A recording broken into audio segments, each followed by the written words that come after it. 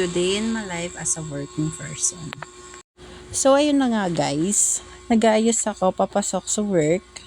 Sabay nalaglag yung ID ko. Syempre, pinulot ko. Mabait ako. Ayan, sasabit ko siya sa may sinturon.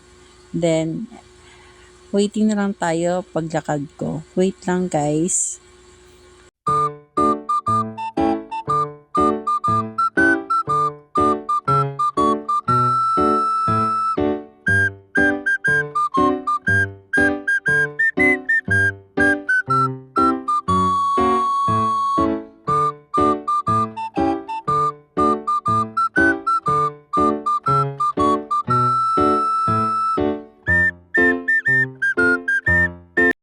So, ayun guys. Palabas na ako ng bahay. At palakad na rin ako papunta ng highway. At doon tayo mag-aantay ng jeep. Guys, waiting lang.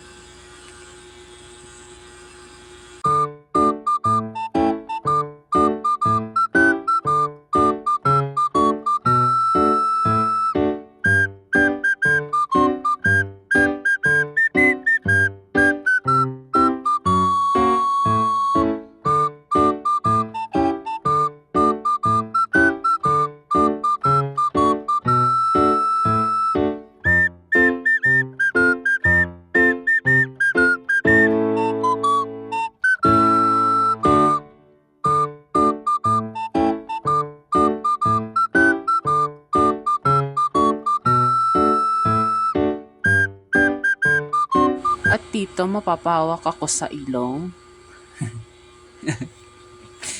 Ayun, kumati kasi yung ilong ko.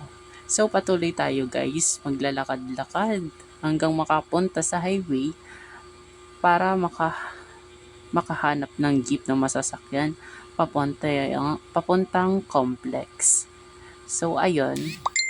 Andito na ako. Ayan. Malapit na ako sa highway guys. Waiting na lang. Huwag kayong magmadali, desisyon kayo. Eme lang, B. Wait lang, guys.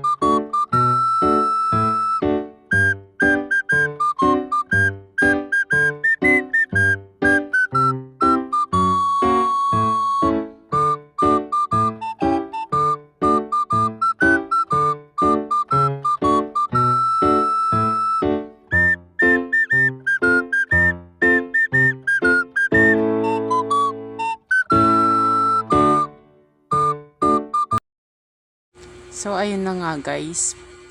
Binaba ko yung camera. Ayan, para ako nagsasayaw sa daan. Eme lang. Pero totoo yan, para ako nagsasayaw kasi nasa baba yung cellphone ko para mag-video. So, ayun, malapit na tayo sa sa highway. Ayan, mamaya-maya ay magpapas forward tayo para mabilis. Aantayin ko mamaya yung yung cowork kong keka sir.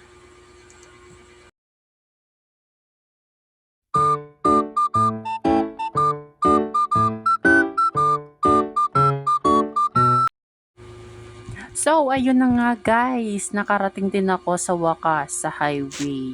Sinasabi ko sa inyong malapit na ako. Ito na, totoo na to guys. Hanap lang ako ng jeep papuntang complex at magsasakay ako. Parang mabilis naman ako makarating.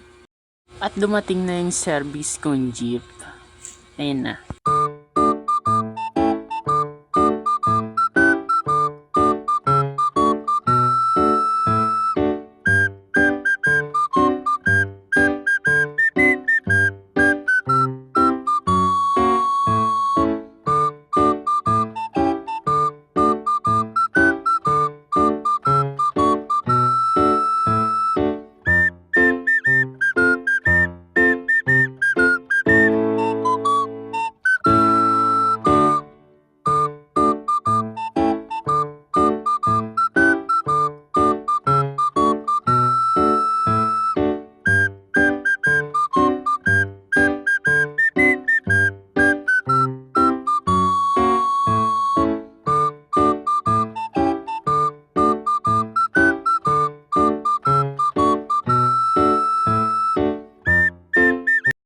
Dito na ako guys, bababa na ako ng jeep at maglalakad ako papuntang shuttle area. Ayan na, para na naman ako nagsasayaw sa daan. Sayaw pa more guys. Pak, pak. Ayan na guys. Ayan.